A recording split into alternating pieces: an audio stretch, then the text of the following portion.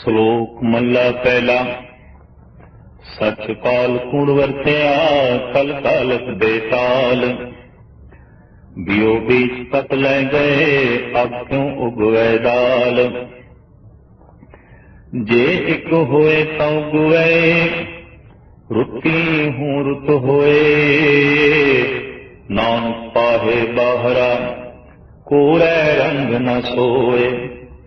ਭੈ ਵਿੱਚ ਖੁੰਭ ਚੜਾਈਏ ਸਰਮ ਪਾਉ ਤਨ ਹੋਏ। ਨਾਨਕ ਭਗਤੀ ਜੇ ਰਪੇ ਕੂੜੇ ਸੋਏ ਨਾ ਕੋਏ। ਵਕਤ ਦਾ, ਮਾਹੌਲ ਦਾ, ਸਮੇਂ ਦਾ ਮਨੁੱਖ ਦੇ ਉੱਤੇ ਖਾਸ ਪ੍ਰਭਾਵ ਪੈਂਦਾ ਹੈ। ਇਸ ਵਾਸਤੇ ਮਨੁੱਖੀ ਜਗਤ ਵਿੱਚ ਇਹ ਆਮ ਮੁਹਾਵਰਾ ਵਰਤਿਆ ਜਾਂਦਾ ਹੈ ਕਿ ਸਮੇਂ ਦਾ ਪ੍ਰਭਾਵ ਹੈ, ਵਕਤ ਦੀ ਗੱਲ ਹੈ, ਸਮੇਂ ਦੀ ਖੇਡ ਹੈ। ਸਮੇਂ ਦਾ ਜੋ ਪ੍ਰਭਾਵ ਬਣਦਾ ਹੈ, ਦਰਅਸਲ ਬਹੁਤ ਸਾਰੇ ਮਨੁੱਖ ਇੱਕੋ ਹੀ ਤਰ੍ਹਾਂ ਦੀ ਸੋਚਣੀ ਦੇ ਹੋ ਜਾਣ ਤਾਂ ਬਕਾਇਦਾ ਇੱਕ ਸਮੇਂ ਨੂੰ ਜਨਮ ਦਿੰਦੇ ਨੇ, ਇੱਕ ਤਰ੍ਹਾਂ ਦੇ ਵਕਤ ਨੂੰ ਜਨਮ ਦਿੰਦੇ ਨੇ। ਜੈਸੇ ਮਹਾਤਮਾ ਬੁੱਧ ਦੇ ਸਮੇਂ ਇੱਕ ਲਹਿਰ ਉੱਠੀ ਤੇ ਹਰ ਇੱਕ ਭਿਕਸ਼ੂ ਬਣਨ ਵਿੱਚ ਫਖਰ ਮਹਿਸੂਸ ਕਰਦਾ ਸੀ। ਭਿਕਸ਼ੂ ਕਿਸੇ ਗਲੀ ਵਿੱਚੋਂ ਲੰਘ ਜਾਏ ਤੇ ਗਲੀ ਦੇ ਵਸਨੀਕ ਸਮਝਦੇ ਸਨ ਸਾਡਾ ਮੁਹੱਲਾ ਪਵਿੱਤਰ ਹੋ ਗਿਆ। ਭਿਕਸ਼ੂ ਬਣਨਾ ਮਾਣ ਵਡਿਆਈ ਦੀ ਗੱਲ ਹੋ ਗਈ। ਉਸ ਵਕਤ ਦੇ ਸਮੇਂ ਦਾ ਐਸਾ ਪ੍ਰਭਾਵ, ਵਕਤ ਦੀ ਖੇਡ। ਇਹ ਗੱਲ ਵੀ ਠੀਕ ਹੈ ਕਿ ਸਮੇਂ ਦਾ ਪ੍ਰਭਾਵ ਵੀ ਵਿਅਕਤੀਆਂ ਦੁਆਰਾ ਬਣਦਾ ਹੈ। ਬਹੁਤ ਸਾਰੇ ਸਿਆਣੇ ਵਿਅਕਤੀ, ਬਹੁਤ ਸਾਰੇ ਮਹਾਨ ਵਿਅਕਤੀ ਇੱਕ ਤਰ੍ਹਾਂ ਦੀ ਸੋਚਣੀ ਦੇ ਹੋ ਜਾਣ ਤਾਂ ਬਕਾਇਦਾ ਇੱਕ ਸਮੇਂ ਨੂੰ ਜਨਮ ਦਿੰਦੇ ਨੇ, ਇੱਕ ਵਕਤ ਨੂੰ ਜਨਮ ਦਿੰਦੇ ਨੇ। ਔਰ ਹਰ ਬਸ਼ਰ ਐਸਾ ਕਹਿਣ ਲੱਗ ਪੈਂਦਾ ਹੈ ਇਹ ਵਕਤ ਦਾ ਪ੍ਰਭਾਵ ਹੈ, ਸਮੇਂ ਦਾ ਪ੍ਰਭਾਵ ਹੈ। ਲੇਕਿਨ ਬਹੁਤ ਸਾਰੇ ਮਲੀਨ ਮਨੁੱਖ, ਬਹੁਤ ਸਾਰੇ ਮਾੜੀ ਸੋਚਣੇ ਵਾਲੇ ਵੀ ਇੱਕ ਤਰ੍ਹਾਂ ਦੇ ਮਾਹੌਲ ਨੂੰ ਜਨਮ ਦਿੰਦੇ ਨੇ, ਇੱਕ ਤਰ੍ਹਾਂ ਦੇ ਸਮੇਂ ਨੂੰ ਜਨਮ ਦਿੰਦੇ ਨੇ। ਔਰ ਉਸ ਵਕਤ ਵੀ ਕਹਿਣਾ ਪੈਂਦਾ ਹੈ ਕਿ ਵਕਤ ਦਾ ਆਪਣਾ ਪ੍ਰਭਾਵ ਹੈ, ਸਮੇਂ ਦੀ ਆਪਣੀ ਖੇਡ ਹੈ। ਅਜੋਕੇ ਦੌਰ ਨੂੰ ਸਾਡੇ ਧਾਰਮਿਕ ਇਤਿਹਾਸ ਵਿੱਚ ਆਖਿਆ ਜਾਂਦਾ ਹੈ ਕਲ ਯੁੱਗ। ਐਸਾ ਸਮਾਂ, ਐਸਾ ਮਾਹੌਲ ਜਿਹਨੂੰ ਨਾਮ ਦਿੱਤਾ ਗਿਆ ਹੈ ਕਲ ਯੁੱਗ। ਇਸ ਦੇ ਅੱਖਰੀ ਅਰਥ ਅਨੇਕਾਂ ਹੋ ਸਕਦੇ ਨੇ, ਲੇਕਿਨ ਗੁਰਬਾਣੀ ਅਨੁਸਾਰ ਤੇ ਅਰਥ ਇਤਨੇ ਹੀ ਨੇ, ਕਲੇਸ਼ ਨਾਲ ਭਰਿਆ ਹੋਇਆ ਯੁੱਗ। ਹਰ ਪਾਸੇ ਕਲੇ ਹੀ ਕਲੇ, ਹਰ ਪਾਸੇ ਕਲੇਸ਼ ਹੀ ਕਲੇਸ਼। ਇਹ ਕਲੇ ਸਮਾਜਿਕ ਤਲ ਤੇ ਮੌਜੂਦ ਹੈ, ਵਿਵਹਾਰਿਕ ਤਲ ਤੇ ਦੇਖਣ ਨੂੰ ਮਿਲੇਗੀ। ਰਾਜਨੀਤਿਕ ਤਲ ਤੇ ਕਲੇ ਦੀ ਦੁਨੀਆ ਵਿੱਚ ਹੀ ਲੀਨ ਹੋ ਗਿਆ। ਹਰ ਪਾਸੇ ਕਲੇਸ਼ ਹੀ ਕਲੇਸ਼, ਔਰ ਇਹ ਕਲੇਸ਼ ਧਾਰਮਿਕ ਦੁਨੀਆ ਵਿੱਚ ਵੀ ਆ ਗਿਆ। ਜਿੱਥੇ ਕਲੇਸ਼ ਹੋ ਗਏ, ਸਿਆਣਾ ਬੰਦਾ ਉੱਥੋਂ ਭੱਜਣ ਦੀ ਕੋਸ਼ਿਸ਼ ਕਰਦਾ ਹੈ ਕਿ ਅੱਜ ਦੀ ਰਾਜਨੀਤੀ, ਅੱਜ ਦਾ ਧਰਮ, ਅੱਜ ਦੀ ਸਮਾਜਿਕ ਜ਼ਿੰਦਗੀ ਦੀ ਸਿਆਣੇ ਮਨੁੱਖ ਨਿੰਦਾ ਕਰਨ ਲੱਗ ਪਏ ਨੇ। ਸਿਆਣੇ ਮਨੁੱਖ ਕਹਿੰਦੇ ਨੇ ਇਹ ਸਮਾਜਿਕ ਜ਼ਿੰਦਗੀ ਕੀ ਹੈ? ਕੁਝ ਵੀ ਨਹੀਂ। ਇਹ ਰਾਜਨੀਤਿਕ ਜੀਵਨ ਕੀ ਹੈ? ਕੁਝ ਵੀ ਨਹੀਂ। ਔਰ ਇਹ ਧਾਰਮਿਕ ਜ਼ਿੰਦਗੀ ਕੀ ਹੈ? ਕੁਝ ਵੀ ਨਹੀਂ। ਮਾਰ ਮਾਰ ਸਲਪਨੀ ਨਿਰਮਲ ਜਲ ਬੈਠੀ। ਭਗਤ ਕਬੀਰ ਜੀ ਮਹਾਰਾਜ ਕਹਿੰਦੇ ਨੇ ਜੋ ਕਲੇਸ਼ ਦੀ ਸਪਣੀ ਵਿਵਹਾਰਿਕ ਜ਼ਿੰਦਗੀ ਨੂੰ ਖਰਾਬ ਕਰ ਚੁੱਕੀ ਸੀ, ਸਮਾਜਿਕ ਜ਼ਿੰਦਗੀ ਨੂੰ ਦਾਗਦਾਰ ਕਰ ਚੁੱਕੀ ਸੀ, ਔਰ ਰਾਜਨੀਤਿਕ ਜ਼ਿੰਦਗੀ ਨੂੰ ਬਿਲਕੁਲ ਧੱਬੇ-ਨੁਮਾ ਕਰ ਚੁੱਕੀ ਸੀ, ਉਹ ਸਪਣੀ ਧਾਰਮਿਕ ਦੁਨੀਆ ਵਿੱਚ ਵੀ ਆ ਗਈ। ਔਰ ਉਸਨੇ ਧਾਰਮਿਕ ਲੋਕਾਂ ਨੂੰ ਵੀ ਬੇਦਾਗ ਨਹੀਂ ਰਹਿਣ ਦਿੱਤਾ, ਉਹਨਾਂ ਦੇ ਉੱਤੇ ਵੀ ਬਕਾਇਦਾ ਧੱਬੇ ਆ ਗਏ। ਐਸਾ ਕਿਉਂ? ਸਮੇਂ ਦਾ ਪ੍ਰਭਾਵ, ਵਕਤ ਦੀ ਖੇਡ। ਬਹੁਤ ਸਾਰੇ ਗਲਤ ਸੋਚਣੀ ਦੇ ਮਨੁੱਖ ਇੱਕੋ ਹੀ ਸਮੇਂ ਵਿੱਚ ਹੋ ਜਾਣ ਤਾਂ ਉਹ ਇੱਕ ਤਰ੍ਹਾਂ ਦੇ ਮਾਹੌਲ ਨੂੰ, ਇੱਕ ਤਰ੍ਹਾਂ ਦੇ ਸਮੇਂ ਨੂੰ ਜਨਮ ਦਿੰਦੇ ਨੇ। ਅਜੋਕਾ ਇਹ ਜਿਹੜਾ ਦੌਰ ਹੈ, ਬਹੁ ਗਿਣਤੀ ਵਿੱਚ ਗਲਤ ਸੋਚਣ ਵਾਲੇ ਹੀ ਮਨੁੱਖ ਨੇ, ਔਰ ਉਸ ਦਾ ਅੰਜਾਮ ਅਸੀਂ ਚਾਰੋਂ ਪਾਸੇ ਬਿਖਰਿਆ ਹੋਇਆ ਦੇਖ ਸਕਦੇ ਹਾਂ। ਸਿਆਣਿਆਂ ਦਾ ਕਹਿਣਾ ਹੈ ਕਿ ਕੜਵੇ ਫਲ ਵੇਖ ਕੇ ਹੀ ਅੰਦਾਜ਼ਾ ਲਾਣਾ ਪੈਂਦਾ ਹੈ ਕਿ ਬੀਜ ਗਲਤ ਬੋਇਆ ਗਿਆ ਸੀ, ਬੀਜ ਠੀਕ ਨਹੀਂ ਬੋਇਆ ਗਿਆ ਸੀ। ਅਜੋਕੀ ਜੀਵਨ ਸ਼ੈਲੀ ਨੂੰ ਵੇਖ ਕੇ ਹੀ ਅੰਦਾਜ਼ਾ ਲਾਣਾ ਪੈਂਦਾ ਹੈ ਕਿ ਜੀਵਨ ਗਲਤ ਹੈ, ਜੀਵਨ ਦੀ ਬੁਨਿਆਦ ਗਲਤ ਹੈ, ਜੀਵਨ ਦੇ ਆਧਾਰ ਗਲਤ ਨੇ। ਸਾਹਿਬ ਇਸ ਵਾਸਤੇ ਕਹਿੰਦੇ ਨੇ ਕਿ ਸੱਚ ਕਾਲ ਕੂੜ ਵਰਤਿਆ, ਕਲ ਕਾਲਕ ਬੇਕਾਲ। ਅਜੋਕੇ ਦੌਰ ਦੀ ਗੱਲ ਕਰਦਿਆਂ ਹੋਇਆ ਸਾਹਿਬ ਸ੍ਰੀ ਗੁਰੂ ਨਾਨਕ ਦੇਵ ਜੀ ਮਹਾਰਾਜ ਫਰਮਾਨ ਕਰਦੇ ਨੇ ਕਿ ਸੱਚ ਦਾ ਤੇ ਮਾਨੋ ਕਾਲ ਹੀ ਵਰਤ ਗਿਆ ਹੈ। ਕਿਸੇ ਪਾਸੇ ਸੱਚ ਦੇਖਣ ਨੂੰ ਨਹੀਂ ਮਿਲਦਾ, ਨਾ ਰਾਜਨੀਤਿਕ ਦੁਨੀਆ 'ਚ, ਨਾ ਸਮਾਜਿਕ ਦੁਨੀਆ 'ਚ, ਔਰ ਨਾ ਹੀ ਧਾਰਮਿਕ ਦੁਨੀਆ 'ਚ। ਹਰ ਪਾਸੇ ਝੂਠ ਹੀ ਝੂਠ ਦਾ ਪਸਾਰਾ। ਕਈ ਦਫਾ ਹੈਰਾਨਗੀ ਹੁੰਦੀ ਹੈ ਕਿ ਚਲੋ ਰਾਜਨੀਤਿਕ ਦੁਨੀਆ ਦੇ ਉੱਤੇ ਝੂਠ ਨੂੰ ਬਰਦਾਸ਼ਤ ਕਰਾਂਗੇ, ਵਿਵਹਾਰਿਕ ਤੇ ਸਮਾਜਿਕ ਦੁਨੀਆ ਵਿੱਚ ਵੀ ਮਾੜਾ ਮੋਟਾ ਝੂਠ ਅਗਰ ਚੱਲਦਾ ਹੈ ਤਾਂ ਨਜ਼ਰਅੰਦਾਜ਼ ਕੀਤਾ ਜਾ ਸਕਦਾ ਹੈ, ਪਰ ਝੂਠ ਧਾਰਮਿਕ ਦੁਨੀਆ ਵਿੱਚ ਵੀ ਐਸੀਆਂ ਕਹਾਣੀਆਂ ਧਾਰਮਿਕ ਗ੍ਰੰਥਾਂ ਵਿੱਚ ਮਿਲਦੀਆਂ ਨੇ, ਔਰ ਐਸੇ ਕਿਸੇ ਧਾਰਮਿਕ ਲੋਕ ਸੁਣਾਉਂਦੇ ਨੇ ਜਿਨ੍ਹਾਂ ਦਾ ਸੱਚ ਨਾਲ, ਸਚਾਈ ਨਾਲ ਦੂਰ ਦਾ ਵੀ ਵਾਸਤਾ ਨਹੀਂ। ਆਖਿਆ ਜਾਂਦਾ ਹੈ ਕਿ 2.5 ਚੁੱਲੀਆਂ ਵਿੱਚ ਅਗਸਤ ਮੁਨੀ ਸਾਗਰ ਨੂੰ ਪੀ ਗਏ, ਮਲ ਮੂਤਰ ਦੇ ਰਾਹੀਂ ਕੱਢਿਆ, ਸਮੁੰਦਰ ਖਾਰਾ ਹੋ ਗਿਆ। ਗਿੱਲਾ ਪਰਨਾ ਮਾਰਿਆ ਗਿਆ ਚੰਦਰਮਾ ਨੂੰ, ਮਾਰਿਆ ਗੌਤਮ ਨੇ, ਚੰਦਰਮਾ ਦਾਗੀ ਹੋ ਗਿਆ।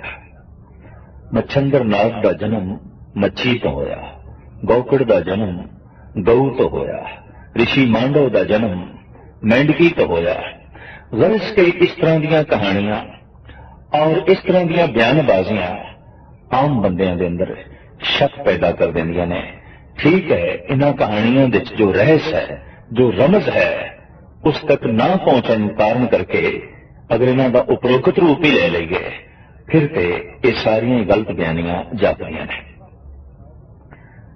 ਰਾਜਨੀਤਿਕ ਤੇ ਸਮਾਜਿਕ ਜ਼ਿੰਦਗੀ ਤਕਰੀਬਨ ਖੜੀ ਗਲਤ ਬਿਆਨੀਆਂ ਤੇ, ਪਰ ਜਦ ਇਹ ਗਲਤ ਬਿਆਨੀਆਂ ਧਾਰਮਿਕ ਦੁਨੀਆ ਵਿੱਚ ਵੀ ਆ ਜਾਣ, ਰੋਜ਼ਮਰਾ ਦੀਆਂ ਕਰਾਮਾਤਾਂ ਦੀਆਂ ਕਹਾਣੀਆਂ, ਇਹ ਹੋ ਗਿਆ, ਉਹ ਹੋ ਗਿਆ, ਅਨਹੋਣੀਆਂ ਗੱਲਾਂ ਧਾਰਮਿਕ ਤੇ ਧਾਰਮਿਕ ਬੰਦਿਆਂ ਨਾਲ ਜੋੜ ਦੇਣ ਨਾਲ ਹੁੰਦਾ ਕੀ ਹੈ, ਸਿਆਣੇ ਬੰਦੇ ਦੇ ਅੰਦਰ ਧਰਮ ਬਾਰੇ ਵੀ ਗਿਲਾਨੀ ਪੈਦਾ ਹੋ ਜਾਂਦੀ ਹੈ। ਤੇ ਸਾਹਿਬ ਕਹਿੰਦੇ ਮੈਂ ਦੇਖਦਾ ਹਰ ਪਾਸੇ ਸੱਚ ਦਾ ਤੇ ਕਾਲ ਹੀ ਵਰਤਿਆ, ਕਿਸੇ ਪਾਸੇ ਸੱਚ ਦਿਖਾਈ ਨਹੀਂ ਦਿੰਦਾ। ਆਖਰ ਜੀਵਨ ਮਨੁੱਖ ਦਾ ਵੰਡਿਆ ਹੋਇਆ ਹੈ। ਜੀਵਨ ਕੁਝ ਮਨੁੱਖ ਦਾ ਬਾਜ਼ਾਰ ਵਿੱਚ, ਵਿਵਹਾਰ ਵਿੱਚ ਬਤੀਤ ਹੁੰਦਾ ਹੈ, ਕੁਝ ਸਮਾਜ ਪਰਿਵਾਰ ਵਿੱਚ ਬਤੀਤ ਹੁੰਦਾ ਹੈ, ਕੁਝ ਇਸ ਦਾ ਜੀਵਨ ਧਾਰਮਿਕ ਹੈ ਤੇ ਕੁਝ ਇਸ ਦਾ ਜੀਵਨ ਰਾਜਨੀਤਿਕ ਹੈ। ਤੇ ਜੀਵਨ ਦੇ ਹਰ ਪਹਿਲੂ ਵਿੱਚ ਅਗਰ ਝੂਠ ਹੀ ਝੂਠ ਹੋਵੇ ਤਾਂ ਫਿਰ ਬਾਬੇ ਦੇ ਬਾਤ ਬਿਲਕੁਲ ਪੂਰੇ ਸਹੀ ਉਤਰਦੇ ਨੇ ਕਿ ਸੱਚ ਕਾਲ ਕੂੜ ਵਰਤਿਆ। ਸੱਚ ਦਾ ਤੇ ਮਾਨੋ ਕਾਲ ਹੀ ਪੈ ਗਿਆ, ਚਾਰੋਂ ਪਾਸੇ ਝੂਠ ਹੀ ਝੂਠ ਪਰਸਿਆ ਹੈ, ਝੂਠ ਹੀ ਝੂਠ ਵਿਆਪਕ ਹੈ। ਕਲ ਕਾਲਕ ਬੇਤਾਲ। ਤੇ ਇਸ ਝੂਠ ਦੀ ਕਾਲਕ ਨਾਲ ਜੋ ਕਲਯੁਗ ਦੀ ਖਾਸ ਕਾਲਕ ਹੈ, ਜੀਵ ਬੇਤਾਲ ਹੋ ਰਹੇ ਨੇ, ਪਰੇਸ਼ਾਨ ਹੋ ਰਹੇ ਨੇ, ਦੁਖੀ ਹੋ ਰਹੇ ਨੇ। ਸੱਚ ਸਫਾਈ ਹੈ, ਝੂਠ ਦਾਗ ਹੈ। सच अमन है, सुख है, चैन है। झूठ बेचैनी है, दुख है, संताप है, बोझ है। जिस मनुख की जिंदगी जितनी ज्यादा झूठी होगी वो उतना ही बेताल हो जाएगा, उतना ही दुखी हो जाएगा, उतना ही बेचैन हो जाएगा, उतना ही परेशान हो जाएगा। और जिस मनुख दे कोल जितना ज्यादा सच है, जितना अधिक सच है, उहदे कोल उतना ही सुकून होगा, उतनी शांति होगी। और सहजे सहजे ऐसा होता है कि लंबी बीमारी विच रहने वाला मरीज मर्ज नाल सहमत हो जाता है, बीमारी नाल सहमत हो जाता है और बीमारी नूं वो खिड़े मत्थे कबूल कर लैंदा है कि इन्हें ते रहना ही है। झूठ दे जमिया झूठ दे जीवन बतीत कर रहा मनुख अपनी धारणा ही बना बैठा है कि सच बोलना, सच विच जीवना ते सच सोचना अति कठिन है, अति कठिन है। तो झूठ नाल भाईवाली पा बैठा है, झूठ नाल अपना जो है संबंध जोड़ बैठा है। साहब कहते ने मैं देखदा सच दा ते बिल्कुल काल ही पै गया है, चारों पासे झूठ ही झूठ वरत रहा है, उदा ही पसारा है कि झूठ की कालक करके जीव बेताल हो रहे हैं। कालक होती हुई है बोलां ते, क्योंकि बोलां विच झूठ है। कालक होती हुई है दृष्टि विच, क्योंकि वेखना झूठ है, सुनना झूठ है, सोचना झूठ है। हर पासे दब्बे ही दब्बे, हर पासे कालक ही कालक। और ये मौजूदा दौर की देन है, समय का प्रभाव है, वक्त की खेल है। बीओ बीज पत ले गए, अब क्यों उग गए दाल। साहब कहते ने कि बीज बीजन वाले अपनी पत लैके, पत का परवाना लैके, पत का फुल लैके, पत का फल अपनी झोली विच पा के प्रभु दे दरबार जा पहुंचे। पर हुण अब क्यों उगवे दाल, हुण दाल किवें पैदा हो गए। बीज ओही पुंगरदा है जो साबित हो गए, मुकम्मल होए। बीज नूं दुफाड़ कर दईए ते दाल हो जाती है, उन्होंने ज्यादा दलीए ते दलिया बन जाता है, होर ज्यादा पीसीए ते आटा बन जाता है। हुण बीज दा अगर आटा बोईए, दाल बोईए, वो पुंगरदी नहीं, वो उगदी नहीं। उगण लई बीज दा प्रफुल्लित होने लई बीज दा साबित होना अत्यंत लाजमी है, खास लाजमी है। ते मनुख कोल एक बीज है, अकाल पुरख दा दिता होया, परिपूर्ण परमात्मा दा दिता होया, वो बीज है मन।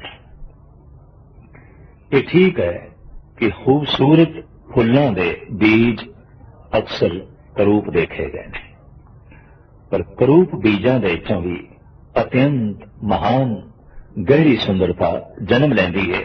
ये ठीक है, मन अपने आप दे करूप है, लेकिन ये विचों सुंदर परमात्मा प्रगट हो सकता है। मन तू जोत स्वरूप है अपना मूल पछान। किसान की तरह सूझ समझ रखने वाला मनुष्य अगर मन रूपी बीज का सही इस्तेमाल करे तो ये परम ज्योति प्रगट हो सकती है। और बकायदा साहिब श्री गुरु नानक देव जी महाराज ने इस श्लोक विच इस ढंग की प्रेरणा दी है कि ऐ बंदे तेरे को एक बीज है मन। हुण सियाणा किसान जानता है कि धरती अनुकूल चाहिए बीज है, धरती विच वतर चाहिए, खाद चाहिए, फिर रोड़े वट्टे कंडे ना होन, हल चलाया जाता है, सुहागा फेरिया जाता है। पहले बीज बीजण दे अनुकूल धरती की जाती है, फिर बीज बीजिया जाता है। बंजर जमीन विच, पथरेली जमीन विच, उबड़ खाबड़ जमीन विच अगर बीज सुट दिता जाए तो वह मुकम्मल ढंग नाल प्रफुल्लित नहीं होता। रोज का सत्संग, रोज का कथा कीर्तन सुनना, रोज का महापुरुषों की सोबत विच बैठना, ये सिर्फ इसलिए है कि हृदय की धरती मनुख ठीक करे, फिर ये बीज ढंग का प्रफुल्लित हो पनप सके। साहिब श्री गुरु नानक देव जी महाराज इत्थे मन नूं बीज कह रहे हैं, ते बीज नूं बीजना है, कित्थे बीजना है। बहुत सोहने ख्याल साहिब श्री गुरु नानक देव जी महाराज ने इस पावन पवित्र वाक विच दिते ने। गुरु दा शब्द ये धरती है और ऐ बंदे तेरा मन बीज है। शब्द अपने आप में सवरी हुई धरती है। इस शब्द देते, इस श्लोक देते सतगुरु ऐसा ही कह रहे हैं, ऐ बंदे तेनों हुण इत्थे धरती सवारन की लोड़ नहीं, बल्कि अपना बीज ठीक करने की लोड़ है। तो सवाल पैदा होगा, बीज विच ही है, बीज साबित नहीं है, दाल हो गया, दुफाड़ हो गया। जब भी कोई मनुख धार्मिक कर्म करता है, दुबदा उस वक्त बनी रहती है। मन का एक हिस्सा कहता है ये करिए, दूजा कहता नहीं। मन का एक हिस्सा कहता है अमृत वेले उठ के नाम जपना है, और अमृत वेला होया मन का दूसरा हिस्सा कहता नहीं पै रहो, फिर देखांगे। मन का एक हिस्सा कहता है चलिए गुरुद्वारे सत्संग दे, और सत्संग का वक्त होया मन का दूसरा हिस्सा कहता है रहने दीजिए, फिर देखांगे। ये जी दुबदा है ये दाल है, और दो पासे की भावना मनुख नूं किसी पासे का भी रहन नहीं देती। देखो सज्जी अख अगर सज्जे पासे वेखे तो खब्बे पासे वेखे, मनुख कुछ सही वेख नहीं सकेगा। सज्जा कन कुछ होर सुने तो खब्बा कन कुछ होर सुने, दरअसल कोई भी शब्द पल्ले नहीं पै सकेगा।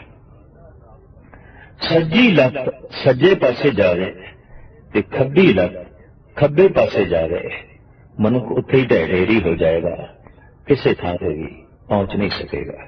सज्जा हाथ कुछ बनावे, खब्बा तोड़ देवे, खब्बा कुछ लिखे, सज्जा मेट देवे, तो कुछ भी नहीं लिखा जा सकेगा, कुछ भी बन नहीं सकेगा। दरअसल दो हत्थां नूं काम एक देना है, दो पैरां नूं मार्ग एक देना है, दो अखां नूं दृष्टि एक देनी है, और दो पैरां नूं मार्ग एक देना है। हू बहु इसे तरीके नाल दो जिहड़े मन ने इन्हां नूं चिंतन एक देना है, सोचनी एक देनी है, काम एक देना है, दृष्टि एक देनी है, स्रोत एक देनी है। मन की दुबदा ना बनी रहे, मन दाल ना हो, तन दे दो टुकड़े करिए, तन की मौत हो जाती है, पर मन ते जीवदा ही टुकड़ियां दे च, निके निके टुकड़ियां च। आम लोग गीत भी कह देंगे ने साडे मन के टुकड़े ते हजारां ने, साडा दिल ते हजारां टुकड़ियां विच बटिया होया है, और यह बहुत वड्डी सच्चाई को बयान करते हैं। वाकई कोई टुकड़ा किथे पे है, कोई टुकड़ा किथे पे है। शरीर के इतने टुकड़े कर दईए तो शरीर की तत छिन मौत है, लेकिन मन ते टुकड़ियां दे ही जीवदा है। शरीर के इतने टुकड़े हो जान तो शरीर को जिंदा रखना बड़ा औखा है, और इतने सारे टुकड़े जुड़ भी नहीं सकते। पर मन प्रति एक प्रभु की दया है, बख्शिश है कि असी इन्हां टुकड़ियां नूं एक कर सकते हैं, समेट सकते हैं, इन्हां एक रूप दे सकते हैं। साहिब कहते ने जे एक होए तां उगवे, बीज एक होवे तां फिर उगे, पैदा होवे। तो पहले इस बीज नूं एक करना है। भगत कबीर जी महाराज कहते ने जां की दिल साबत नहीं ताको कहां खुदा है। जिदा दिल ही साबित नहीं उहदे लई खुदा किथे, उहदे लई परमात्मा किथे। परमात्मा ते उस लई है जिदा दिल साबित है, जिदा बीज साबित है। बीज ही साबित नहीं तो गल किवें बनेगी। शब्द अपनी थां ते महान है, हर गुरु मंत्र अपनी थां ते महान है। गुरु दा शब्द, गुरु दा मंत्र, लेकिन ऐ मन ये बीज ठीक नहीं, ये दुफाड़ होया गया, ये टुकड़े टुकड़े होया गए।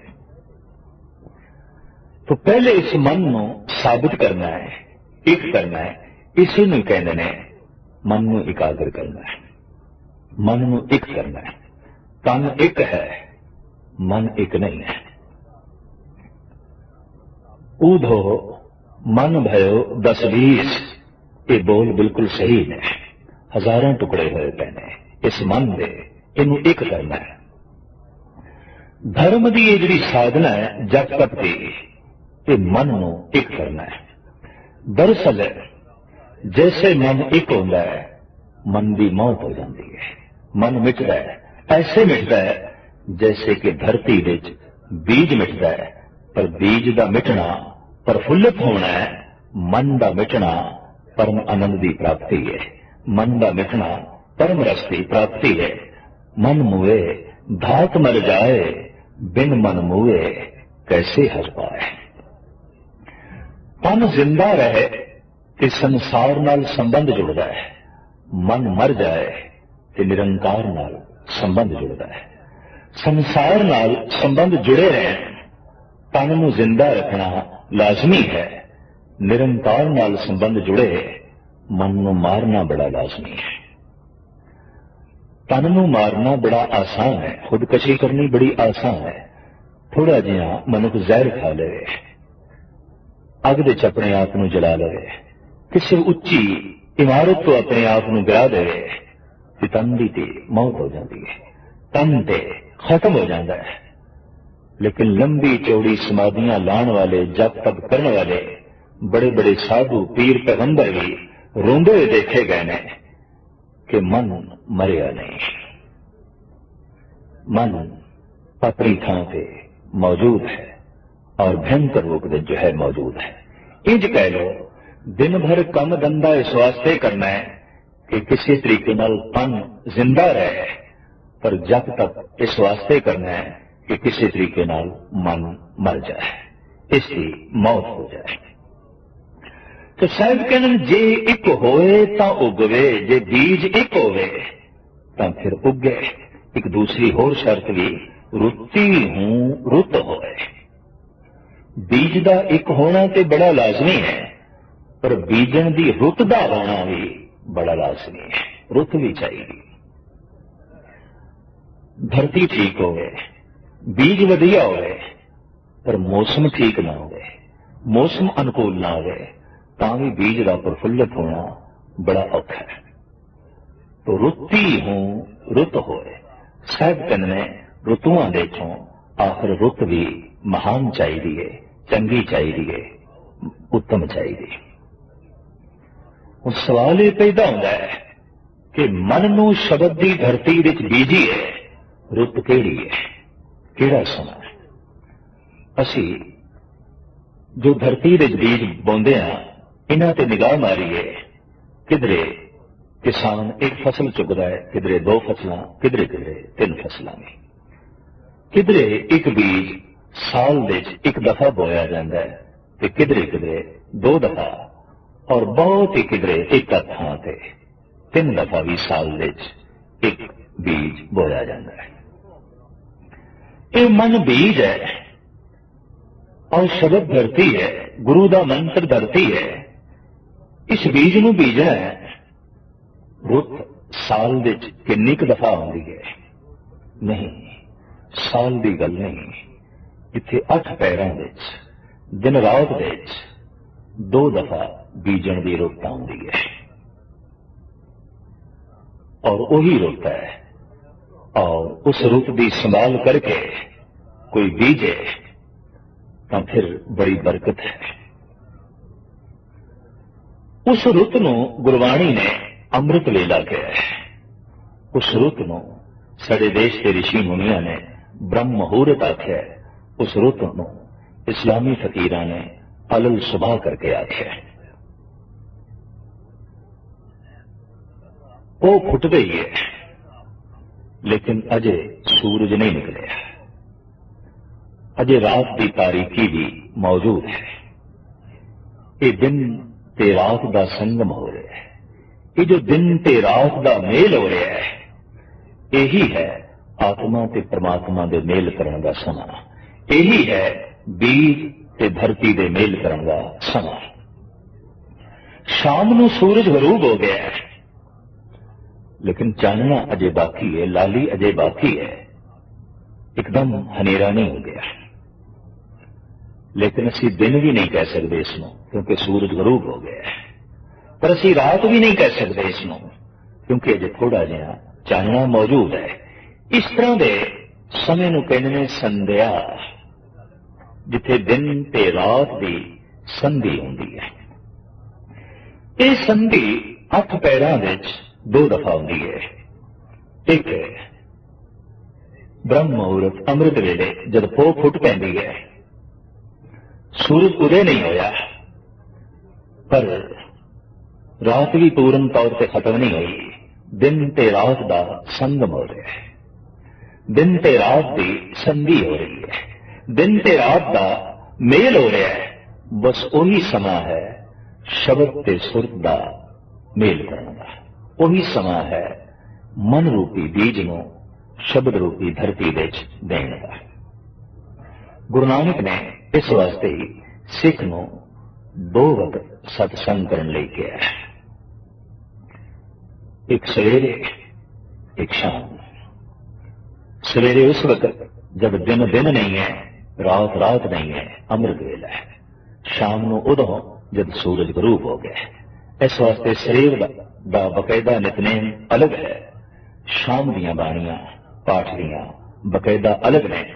और उस समय नूं संभाल के कोई बीज बोवे शब्द की धरती विच तां सतगुर की बाणी का फैसला है, हर अमृत वेले वक्ते का बीजिया, भगत खाए खर्च रहे निखुटे।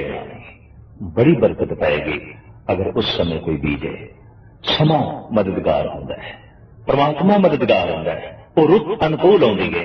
वो नादान है किसान जो मौसम सिर वक्त सिर बीज नहीं बोंदा ते बेरुता बीज बोंदा है, ते बेरुता बीज बोया होया समय सिर प्रफुल्लित नहीं होता, पूर्ण तौर पर प्रफुल्लित नहीं होता। तो शायद कहन जे एक होए तो उगवे, रुती हूं रुत होए। नानक पाहे बाहरा कोरे रंग न सोए। कपड़ा कोरा है, अगर उसनू भट्ठी ते ना चाड़िए, खुंब ते ना चाड़िए, तो फिर उस ते रंग चाड़ना बड़ा औखा है। जिवें बंजर जमीन विच बीज प्रफुल्लित नहीं होता, तिवें कोरे कपड़े ते रंग भी नहीं चढ़ता। उन्होंने बकायदा भट्ठी दे चाड़ के खुंब ते चाड़ना बड़ा जो है लाजमी होता है। और फिर बाद विच पाण लई दी है। तो सतगुरुदेव जी महाराज कहते नानक पाहे बाहरा कोरे रंग न सोए। सतगुरुदेव जी महाराज फरमान करते हैं, पाण तो बिना खुंब चाड़े तो बिना कोरे कपड़ियां उत्ते रंग नहीं चढ़ता।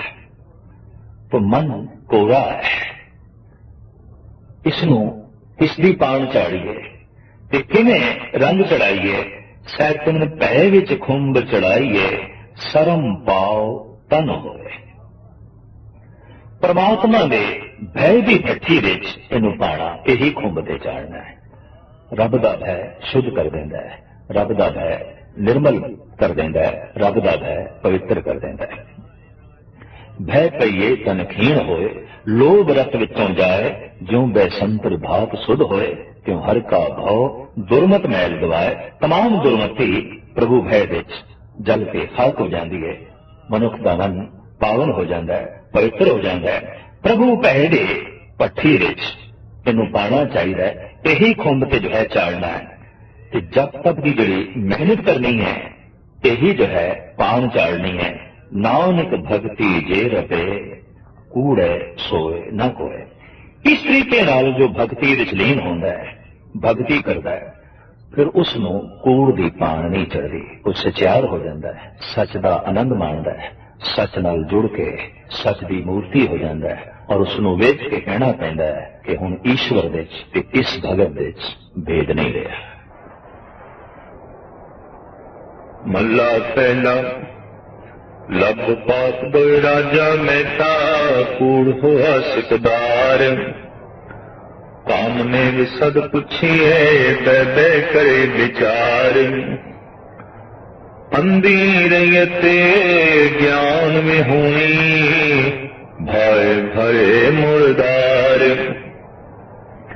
ज्ञानी नचे वाजे वावे, रूप करे श्रृंगार।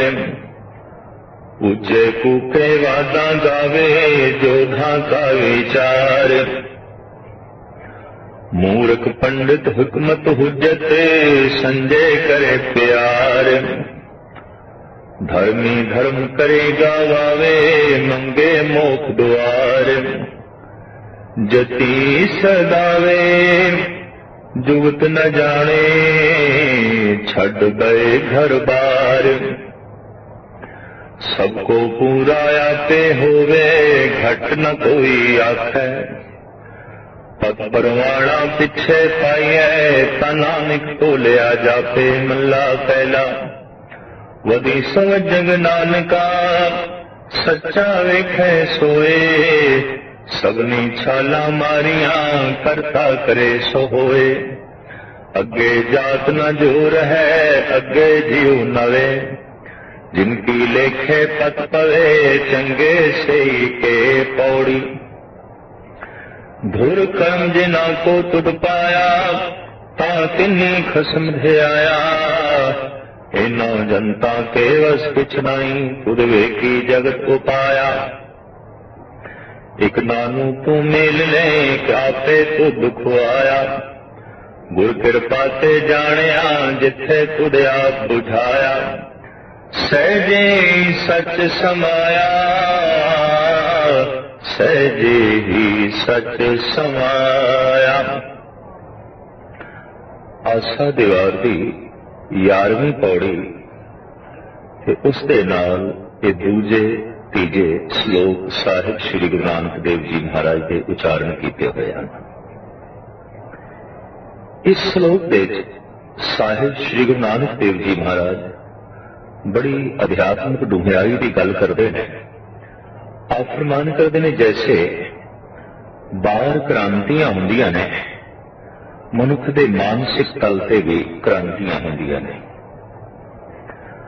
राज पलटे दे नाल करीबन करीबन बाहर की दुनिया च बहुत कुछ बदल जाता है। विधान बदल जाते हैं। कई दफा हुकूमतां दे बदलदियां हुकूमतां दे चक्कर चैन निशान बदल जाते हैं। तौर तरीके बदल जाते हैं। ये क्रांति अक्सर राजनीतिक क्रांति कहलाती है। लेकिन मनुख का मन भी एक ऐसा है जिहदे वक्तन और समय की चाल के मुताबिक कोई ना कोई गुण या अवगुण राज करता है। अक्सर अवगुण प्रधान ही मनुखता रही है। अवगुण ही राज करते रहने। इस वास्ते दुनिया दे जगत दे कलेश बहुत सारा है और इसनूं कलयुग आख्या है। इस साहब इस तो पहले श्लोक विच कह रहे हैं कि सच दा ते मानो काल ही वरत पै गया है, फुड़ पै गई है। मूल अवगुण एक ही आउंदा है ते एक अवगुण बाकी करीबन करीबन सारे अवगुणों को बुला लैंदा है, इकट्ठा करता है। इंज कह लीए कि हर मनुख का कुछ बुनियादी गुण वखरे वखरे है ते बुनियादी अवगुण भी वखरे वखरे है।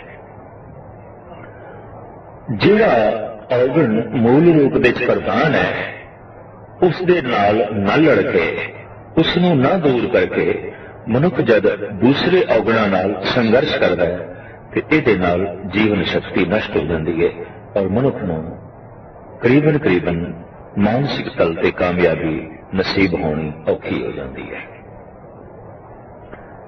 ऐसा देखने विच आया है जद मन दे उत्ते काम दा राज होवे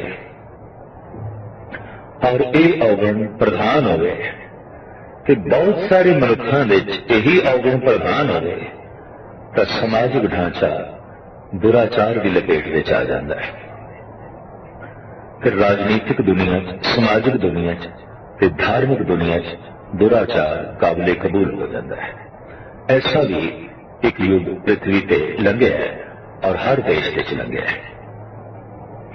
जब काम प्रधान साडा देश रहा है तो इस देश विच काम दे मंदिर बनते रहने, राम दे मंदिर नहीं, खजुराहा, कोरनार इस तरह के होर मंदिर जो करीबन करीबन काम कला के मंदिर ने, राम रस्ते मंदिर नहीं है। जब काम प्रधान होवे और बहु गिनती दे मनुखता दे काम का ही राज होवे तो धार्मिक मंदिर भी काम ਦੇ ही ਬਣਨਗੇ, समाजिक ढांचा कामी होवेगा और राजनीतिक दुनिया में भी काम प्रधान हो जाएगा। दुराचार नहीं होवेगा, वो काबिल कबूल हो जाएगा, समाज का हिस्सा बन जाएगा, धर्म का हिस्सा बन जाएगा। और जब मनुख के मन के अहंकार प्रधान होवे तो अहंकार प्रधान होंदिया जुल्म प्रधान हो जाता है, जबर प्रधान हो जाता है। बहु गिणती विच मनुखों के मन के अहंकार का राज होवे। अहंकार का मतलब मैं हाँ तू नहीं है, मैं होवा तू कौन है, तू कुछ भी नहीं।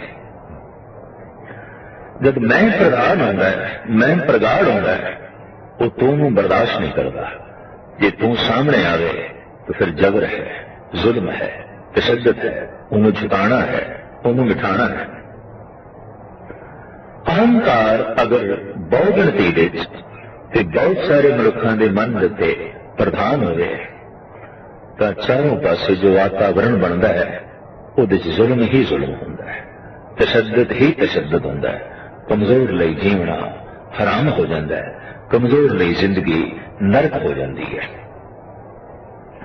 और इसी तरीके नाल मनुख के मन दे उत्ते जे लोभ प्रधान होवे, लोभ राज करे और बहु गिणती विच लोगों के मन दे उत्ते लोभ का ही राज होवे तो चारों पासे जो वातावरण बनता है उहदे च पाप ही पाप होंदा है। छीना झपटी, उहदे च जरब पहुंचाना ते छीना झपटी आम प्रवान गल हो जाती है, क्योंकि लोभ प्रधान तो कुदरती गल है, ढांचा पाप प्रधान हो ही जाता है। बाकी क्रोध ते मोह ये मूल अवगुण नहीं ने, ये उकसाहट नाल पैदा होंदे ने। अगर कोई काम की पूर्ति कर दे तो उससे मोह आता है, कोई रोक खड़ी कर दे उससे क्रोध आता है। जो अहंकार में पट्टे पा दे उससे मोह आता है, प्यारा लगता है, और जो रोक खड़ी कर दे उससे क्रोध आता है। इसी तरीके दे नाल जो लोभ की पूर्ति कर दे उससे मोह आता है, वो प्यारा लगता है, पर जो रोक खड़ी कर दे उससे क्रोध पैदा होता है, वो चंगा नहीं लगता है। साहिब श्री गुरु नानक देव जी महाराज अजोके समय का जो मानसिक मंडल है उसका नक्शा इस ढंग नाल चित्रदे ने। लब पा दो राजा महता कूड़ होआ सिकरा। जीवां दे मन दे लोभ दा राज है, चस्कियां दा राज है। और जब लोभ राजा होंदा है, जबान के चस्के प्रधान होंदे ने, तां फिर हकीकत है साहब कहते ने महता जिहड़ा है, वजीर जिहड़ा है, ये कूड़ होवेगा। लब पा दो राजा महता कूड़ होआ सिकरा। जीवां दे मन दे उत्ते जब बहु गिणती विच लोभ प्रधान होंदा है तो सहायक रूप दे नाल पाप बैठा होंदा है, कूड़ बैठा होंदा है। कूड़ मशवरा देंदा है, पाप मददगार होंदा है, सहायक होंदा है। लोभी पुनीत हो ही नहीं सकता ते लोभी सचियार हो ही नहीं सकता। लोभ की पूर्ति बिना झूठ तो और बिना पाप तो करनी बड़ी कठिन है। साहिब कहने लोभ ते राजा है और पाप वजीर है और कूड़ चौधरी है। काम नेब सद पूछिए बह बह करे विचार। काम नायब है, भाव कानून बनाने वाला है, कानून राइज करने वाला है। काम नूं बुला के लोग पूछता है, विचार वटांदरा करता है भी अपना राजपाट किवें चलाना है, किवें बलवान रूप दे सारियां दे उत्ते छाना है, किवें अपने राजपाट नूं मजबूत करना है। इहदी सलाह इहदी सूझबूझ ये काम नायब देंदा है। भाव जे काम प्रधान है तो कूड़ प्रधान है, कूड़ प्रधान है तो पाप प्रधान है, पाप प्रधान है तो फिर राजपाठ लोभ का है, क्योंकि ये सारे अवगुण लोभ की पूर्ति करते हैं। दरअसल लोभ का मतलब ही है कि मैं होगा, मेरी होंद हो गए, ते होंद की पूर्ति लई काम चाहिए, होंद की पूर्ति लई कूड़ चाहिए, होंद की पूर्ति लई पाप चाहिए। अंधी रैयत ज्ञान विहूणी भाए भरे मुर्दार। साहिब कहते इस लोभ रूपी राजे की जिहड़ी रैयत है वो तो बिल्कुल अंधी है, उन्होंने सच दिखाई नहीं देता, असलियत का बोध नहीं, कुछ भी सूझबूझ नहीं है। ये राजा शक्तिशाली ये अंधी प्रजा से राज करता है, ते प्रजा अंधी है तो फिर जिधर उसनों तोड़ांगे वो तुर पाएगी। करीबन करीबन निजाम सारी दुनिया का ही इस ढंग नाल दिखाई देता है। लोग प्रधान हो गए कि लोग मनुख नूं किसी पासे भी तोड़ सकता है, लोभी बंदा किसी पासे भी जा सकता है, कोई भी गलत काम कर सकता है, अनर्थ कर सकता है। भाए भरे मुर्दार, मुर्दार की है जो अपना हक नहीं है वो खाना, ये मुर्दार खाना है। और गुरु नानक देव जी महाराज का तो फैसला है कि हक पराया नानका उस सुवर उस गाय, गुरु पीर हामना ता भरे जा मुर्दार न खाए। गुरु के पीर ने ते उदों ही हां भरनी है, अरदास सुनी है जब कोई मुर्दार ना खाए, दूजे का हक ना खोए। तो तृष्णा इतनी प्रबल है कि मनुख प्राय हक की चट्टी भरदा है, भाव प्राय हक खोने की कोशिश करता है। लोभ वश होके, पाप वश होके, कूड़ वश होके और काम वश होके और अज्ञान वश होके मनुख नूं प्राई वस्तु प्राई दिखाई नहीं देती और उसनों बड़े शौक नाल वो खोंदा है, छीना झपटी ते उतरदा है। और चारों पासे ये दौर अच्छी व्यापक रूप विच वेख सकते हैं। अगर आख्या जाए बड़ा ज्ञान है, बड़े विद्यालय ने, बड़ी सूझबूझ है, चारों पासे बड़ी जो है पढ़ाई लिखाई है, धार्मिक ज्ञानियों का सतगुरुदेव जी महाराज इस ढंग नाल चित्रण करते हैं। ज्ञानी नचे वाजे वावे रूप करे सिंगार। ज्ञानियों का यह हाल है कि वो धर्म का प्रचार बस एक रास लीला के रूप ही कर रहे हैं, नच रहे हैं, वाजे वजा रहे हैं, अपना बहुत सुंदर श्रृंगार करके रूप सजा के ते अपने आप को पेश पे करते हैं, नचते पे ने, गांदे पे ने, ऊंचे फूके वादा गावे जोधा का विचार ही गांदे ने उच्ची उच्ची।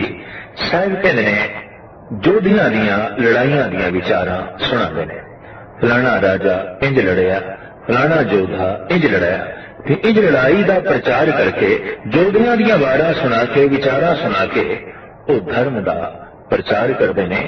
इसनों ही वो ज्ञान समझते पे ने और ज्ञानी लोग इस ढंग दे नाल जगत को परमात्मा नाल जोड़न की कोशिश करते हैं, जबकि जोधियां दी विचार ते लड़ाई झगड़ियां दे किसी हद तक मनुखता नूं लड़ाई झगड़ियां नाल ही जोड़ते हैं और उन्हां वादा विवादां नाल जोड़ते हैं जिन्हां वादा विवादां करके लड़ाई झगड़े होए सन। मूर्ख पंडित हिकमत हुज्जत संजय करे प्यार। जो पंडित अखवांदा है वास्तविक मूर्ख है, मूर्ख है, बस अपना मुंह ही अगे रखे है, विचार नूं नहीं, सूझ ते समझ नूं नहीं। उहदियां सारियां दलीलां, उहदियां सारियां सियाणपां संजय करे प्यार। दरअसल धन संपदा नूं समेटण दे विच, संचण दे विच ही लगियां ने और धन संपदा दे विच प्यार ही उहदी जिंदगी का मनोरथ है। उंज वो पंडित है, धार्मिक पंडित है, प्रभु का पंडित है, लेकिन वास्तविक ये है कि मूर्ख है। और साहिब कहते हैं धन संपदा नाल उसका प्यार है और धन ही संचना जिहदी जिंदगी का मनोरथ है, ਜੀਵਨ ਦੀਆਂ ਸਾਰੀਆਂ ਜੁਗਤੀਆਂ ਧਨ ਸੰਚਣ ਵਿੱਚ ਜਿਸ ਦੀਆਂ ਖਰਚ ਹੋ ਰਹੀਆਂ ਨੇ ਉਹ ਧਾਰਮਿਕ ਦੁਨੀਆ ਵਿੱਚ ਪੰਡਿਤ ਕਹਿਲਾਇਆ ਜਾ ਰਿਹਾ ਹੈ, ਜਦਕਿ ਸਤਿਗੁਰੂ ਕਹਿ ਰਹੇ ਨੇ ਨਹੀਂ, ਮੂਰਖ ਪੰਡਿਤ हिकमत हुज्जत संजय करे प्यार धर्मी धर्म करेगा गावे मंगे मोख द्वार। धार्मिक साधना करने वाला पुरुष धर्म करके धर्म गवा छड़दा है। क्यों? धार्मिक कर्मां नाल मंग जोड़ देंदा है ते मंग मात्र ही संसार है, चाहे वो मंग मोक्ष दी होवे, चाहे वो मंग शांति दी होवे, चाहे वो मंग सुख दी होवे, मंग मात्र ही संसार है। ऐसा धार्मिक कर्म मनुख ਨੂੰ ਸੰਸਾਰ ਤੋਂ ਉੱਚਾ ਨਹੀਂ ਉਠਾ ਸਕਦਾ। दरअसल धर्म ते ਉਹੀ है ਜਿਹਦੇ 'ਚ ਕੋਈ ਮੰਗ ਨਾ ਰਹਿ ਜਾਏ। सेवा करत होए नह कामी इसको हो प्राप्त स्वामी। मालिक की प्राप्ति किसनों होती है? स्वामी का मिलन किसनों होता है? अकाल पुरख का मिलाप किसनों होता है? जिसके अंदर कोई मंग नहीं रह जाती। दरअसल जिस कर्म के नाल मंग जुड़ गई उते व्यापार है। और धार्मिक दुनिया के अनेक इस तरह के अडंबर कर्म करीबन गुरु नानक देव जी महाराज की दृष्टि व्यापार कहलाते हैं। व्यापार विच की है? कुछ देना कुछ लेना। जिथे कुछ कर्म करके कुछ मंग है और मंग वध है तो सहज करने ते व्यापार है। कोट मधे को बिरला सेवक और सगले व्यवहारी। करोना दे कोई एक भगत है, सेवक है, जो प्रभु की बंदगी करता है, बस सिर्फ बंदगी ही करता है। बंदगी करता है सिर्फ बंदगी ही लिए ते बंदगी ही रस है, बंदगी ही आनंद है, बंदगी ही उसकी जीवन का मनोरथ है। बंदगी दे नाल मंग जुड़दे ही बंदगी व्यापार बन जाती है। बंदगी बंदगी नहीं रह जाती, इबादत इबादत नहीं रह जाती। इकबाल का तभी तो कहना है, इबादत करते हैं जो लोग जन्नत की तमन्ना में, इबादत तो नहीं ये एक तरह की तिजारत है। जिस वक्त इबादत के नाल कोई मंग जुड़ी इबादत तिजारत बन गई, इबादत व्यापार बन गई, बंदगी दुनिया का धंधा बन के जो है रह गई। तो शायद के धार्मिक बंदा धार्मिक कर्म करता है, लेकिन कर्म करके कीते हुए कर्म गवा छड़ता है, व्यर्थ कर छड़ता है। क्यों? मंगे मोख द्वार। हर कर्म दे नाल वो मंग जोड़ देता है, मैनू मुक्ति मिले, मैनू मुक्ति मिले। तो जिस कर्म दे सदका मैनू मुक्ति मिल सकती है, मोक्ष वड्डा नहीं फिर ते कर्म वड्डा होया। जिस कर्म का सदका मैनू परमात्मा मिल सकता है, फिर परमात्मा वड्डा नहीं, मेरा कर्म वड्डा है। मैं वो कर्म करांगा ते परमात्मा नू प्राप्त कर लवांगा। कर्म इस वास्ते करने ने ताकि मनुख नू बोध होवे कि मेरे कीते हुए कर्म परमात्मा का मुल नहीं है, मोक्ष का मुल नहीं है। और ये कर्म करदियां करदियां अनुभव उदों जागदा है जब कर्मां दे नाल कोई मंग ना जोड़ी है। मंग जोड़ रही है तो हर कर्म व्यापार बनता जा रहा है। और ये रब्बी अनुभव जो कर्म करदियां करदियां अंदर पैदा होता है, इस अनुभव तो फिर बंदगी करने वाला मनुख वांझिया रह जाता है। हकीकत है, घाल न मिलियो सेव न मिलियो, मिलियो आए अचिंता। गुरु नानक देव जी महाराज का कहना, घालना घालदे थक गए, साधना करदियां करदियां थक गए। साधना नाल नहीं मिलिया, घालना नाल नहीं मिलिया, अचनचेत एक दिन आण के मिलिया। कदों मिलिया? जद घालना सिर्फ घालना ले ही घालते रहे, जद बंदगी दे नाल कोई मंग ना जुड़ी, उस दिन बंदगी रस आ जाता है। जिस दिन बंदगी कोई मंग नहीं होती, बंदगी केवल बंदगी ही नहीं है। इबादत केवल इबादत ही रह जाए, वो इबादत फिर मनुख नूं परमात्मा नाल जोड़ देंदी है, ईश्वर दे नाल जो है जोड़ देंदी है। साहिब कहने धर्मी धर्म करेगा गावे मंगे मोख द्वार। धर्मी बंदा धार्मिक कर्म करता है, लेकिन कीते हुए कर्म उदों सारे दे सारे अपने बर्बाद कर छड़ता है, गवा छड़ता है, जब मोक्ष की मंग करता है, मुक्ति की बार बार मंग करता है। जति सदा में जुगत न जाने छड़ बहे घर बार। जति अपने आप को अखवाण वाले, दरअसल तमाम उन्हां धार्मिक बंदियां दी साहिब गुरु नानक देव जी महाराज गिणती करते जाते हैं कि प्रथम ज्ञानी उत्ते जोधियां दी विचार सुना सुना के नच के गा के ही ज्ञानी बने हुए हैं। दूसरे पंडित उहदे कोल हुजतां ते दलीलां सारियां जड़ियां ने धन संपदा इकट्ठियां करन लईयां ने है तो वास्तविक मूर्ख, लेकिन जानिया जांदा है लोकां दी सूझ समझ द्वारा वो पंडित बनिया है। तीसरा धर्मी कहलाने वाला इबादत गुजार बंदा, बंदगी प्रस्त बंदा, बंदगी दे नाल मोक्ष नूं जोड़ी बैठा है और बार बार मंगी जा रहा है। इस तरह बंदगी नूं भी उसने धंधा बना लिया है। चौथा जति कहलांदा है कि मैं जति हाँ, पर साहब कहने जुगत का पता ही नहीं। जति की जुगत की है, किस जुगती दे नाल जट की प्राप्ति होती है, इसका उसनों कोई बोध नहीं। घर बार नूं छड़ देण नाल ही कोई जति नहीं बन जाता। जति सदावे जुगत न जाने, छड़ बहे घर बार। जीवन की जुगती का तो पता ही नहीं ते घर बार छड़ दिते ने ते जति सदवारे। ऐसे बंदियां नूं देखा गया घर बार छड़ दिता है तो घर बार का मोह तो नहीं रहा, हुण आश्रम का मोह हो गया। आश्रम ही घर बार बन गया। बाल बच्चे छड़ दिते ने, हुण बाल बच्चों का मोह तो त्याग गया है, पर चेलियां का मोह वध गया। हुण चेले ही बाल बच्चे बन गए। पहले गृहस्थी सी, बाल बच्चों लिए जीवदा सी, हुण चेलियां लिए जीवदा है। पहले घर बार लिए जीवदा सी, हुण आश्रम लिए जीवदा है। बाहर की सिर्फ रूपरेखा बदली है, अंदर मन ओही दा ओही है। तो साहिब कहने जुगती का तो कोई पता ही नहीं। जीवन की जुगत की है, जीवन को सफल किवें करना है, इसका तो कोई पता नहीं। घर बार नूं छड्डण दे नाल ही कोई जति नहीं बन जाता। जति सदावे जुगत न जाने, छड़ बहें घर बार। सबको पूरा आपे होवे, घट न कोई आखे। साहिब कहने जे ज्ञानियां नूं देखिए, पंडितां नूं देखिए, इबादत बंदगी करने वालियां नूं देखिए, जतियां नूं देखिए, कोई भी अपने आप नूं घट नहीं कहलांदा। सब अपने आप नूं पूरा ते वध तो वध बयान करी जांदे ने। असीं संपूर्ण हां, असीं धार्मिक दुनिया विच अगे हां, असीं धर्म नूं बकायदा जो है जाने प्राप्त किया है। साहिब कहते ने सबको पूरा आपे होवे, घट न कोई आखे। अपने आप दे सारे पूरे होए बैठे हैं, सब पूर्ण पुरख ने, मुकम्मल इंसान ने। कोई भी अपने आप की उणताई नूं कबूल करने नूं तैयार नहीं। ज्ञानी ये कबूल करने नूं तैयार नहीं कि लड़ाई झगड़ियां दीयां गल्लां सुना के नच टप के मन नूं किवें एकाग्र किया जा सकता है। ते धन संचना ते जीवन का मनोरथ धन का संचना समझ लेना, इस दे कादी पंडिताई हुई है। ये तो संसार का ही सिलसिला है। और इसे तरीके नाल बार बार मुक्ति की मंग करी जाने ते इबादत करी जाने ते फिर भी अपने आप को पूरा आखी जाना, पूरा आखी जाना, जिसके मोक्ष की मंग नाल जो है चल रही है।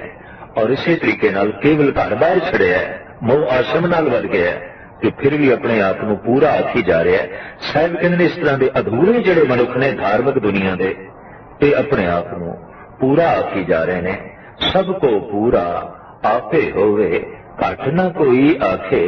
पत परवाना पिछे पाइए, ता नानक तोलिया जापे। सतगुरु देव जी महाराज कहने पूरा ये मनुख है, वाकई तोल बोल के पूरा उतरे है। ये तां ही जानिया जाएगा कि एक पलड़े दे इसके कर्म होवन, इसकी जिंदगी होवे, दी बंदगी होवे, दा ज्ञान होवे, दी पंडिताई होवे, ते दूजे पलड़े विच परमात्मा वल्लों मिली हुई इज्जत होवे, बख्शिश होवे, रहमत होवे। तां ही समझिया जाएगा कि ये तोल बोल ते पूरा उतरे है। इदा जग सफल होया, इदा धर्म सफल होया, इदे जतीपणे नूं भाग लगे और इहदा ज्ञान पूर्ण तौर पर फलीभूत होया। क्योंकि दूजे पलड़े विच इनू इज्जत मिल गई, इनू मान वडियाई मिल गई, इदा जीवन सफल हो गया, परमात्मा की खुशी का पात्र बन गया, रहमत ते बख्शिश दे नाल इहदी झोली भर गई। दूसरा श्लोक, वधी सुवज्जन नानका सच्चा वेखै सोए। वधी मिथी हुई गल।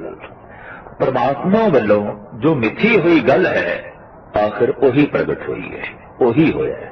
कभी गौर मुताला करिए, सब कुछ हो रहा है, कीता नहीं जा रहा। जन्म होया है, मरण हो रहा है, दिन हो रहा है, रात हो रही है, सूरज उदय हो रहा है, सूरज अस्त हो रहा है, पूर्णमासी दे पूर्ण चंद्रमा खड़े है, पर मस्या दी रात है, अंधकार काली बोली जो है रात है।